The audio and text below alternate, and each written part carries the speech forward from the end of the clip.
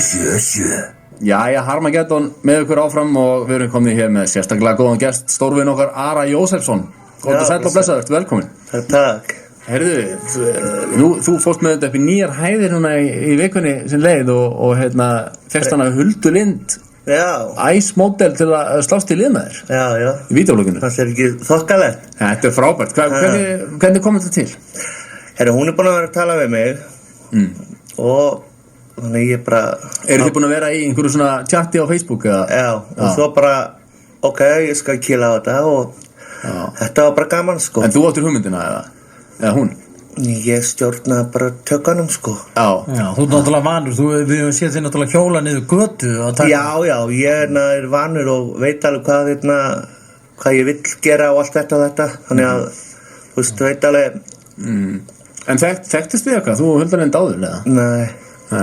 Og bara þú sást bara þessi iSpot í myndbönd hennar og... Já, svo bara kildi ég bara á þetta, bara samina og búið til eitthvað blogg og svo fekk maður þessi smá bjór og þá var þetta orðið ennþá skemmtilegra og hringdi hérna í Vísi og setti inn hana símanúmerið og þá hringdi alveg fullt af fólki og... Hvað stjórur?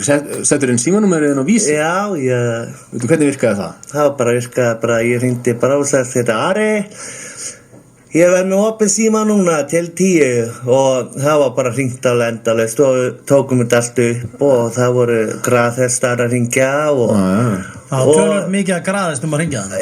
Já, og fólk sem vildi fá svona... leiðbyrningar, hvernig maður á að ferðast Þannig að þú og Hulda Lind hefði átt þarna góða kvöldstund bara saman í þessu en hafðir hitt hana áður? Nei, þetta er bara fyrst skipti sem þú hittir hana og þið skellið ykkur bent í vídeoblogg blautan koss og Já, þetta var, þið léttu þarna vel og innilega hvort öðrum að var bara hvert er þetta að leiða hérna Já, þetta er alveg ótrúlegt sko En er hennar Hún afhommaði mig Já, hún afhommaði Hún er búin að afhomma þig Heldur þig Ég bara, þú skrifaði strax á netið Þú veist, ég ætla ekki eins og nefna nafnið á þessum kálhausi hérna Nei, þú ert að láta það vera Prestinn Já, þú áttu Gunnar í krossinum? Já Var hann búinn að reyna að afhomma þig áður? Já, hann er búinn að prófa ýmislegt Já, ok Þegar ég var 13 ára Já, 13 ára Já Og það er nú ekki virkað mikið Ó, nei En veitu, hvernig kom Gerðum ennþá meira klikkaðari Hvernig kom það til? Varstu í sofniðunum, krossinum? Já, ég var eins og í sofniðunum Já, ok Og þekki gaurinn sem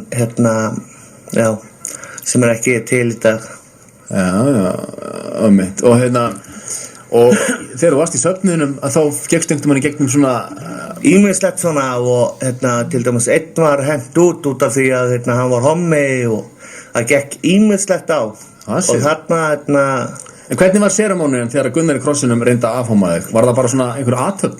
Ó já, þetta var... Nei, þetta er náttúrulega bara skrípaleikur þarna.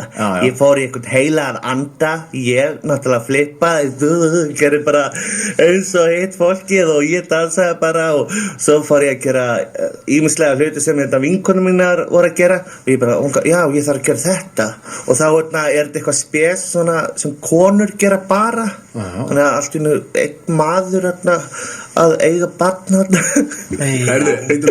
segðu mér þess og Gunnar í krossinum hefur þá sem sagt bara svona, þú kom svona og sló mig svona og ég bara, wow En hann hefur sem sagt verið í þeirri menningu að það að vera hommi væri á einhvern hátt rangt og það þyrfti sem sagt að afhomma þig að það væri nauðsynlegt Það var mjög nauðsynlegt sko það því að ég var í djöflabarn Þú var í djöflabarn Og hvenær hættur í krossinum?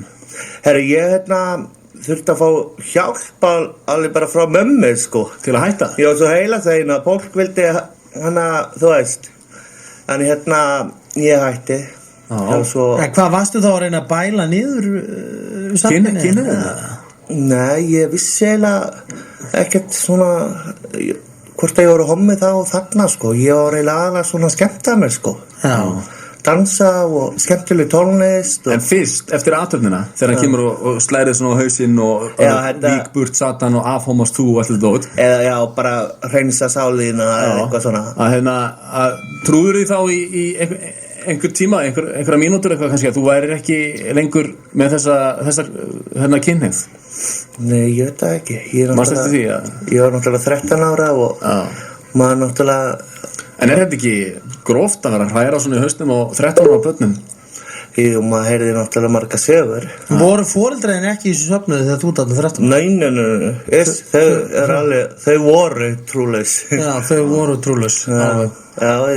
Þannig að þú hefur farið þarna bara 13 ára unglingurinn bara með einhverjum félögðinum að vinna? Nei, vinkonum mína voru að passa einu sinni fyrir eina sem var í söfnuðinum og þannig þróaðist þetta og þannig það var alltaf, ég var svolítið, á þessu tíma var ég svolítið svona bældur líka.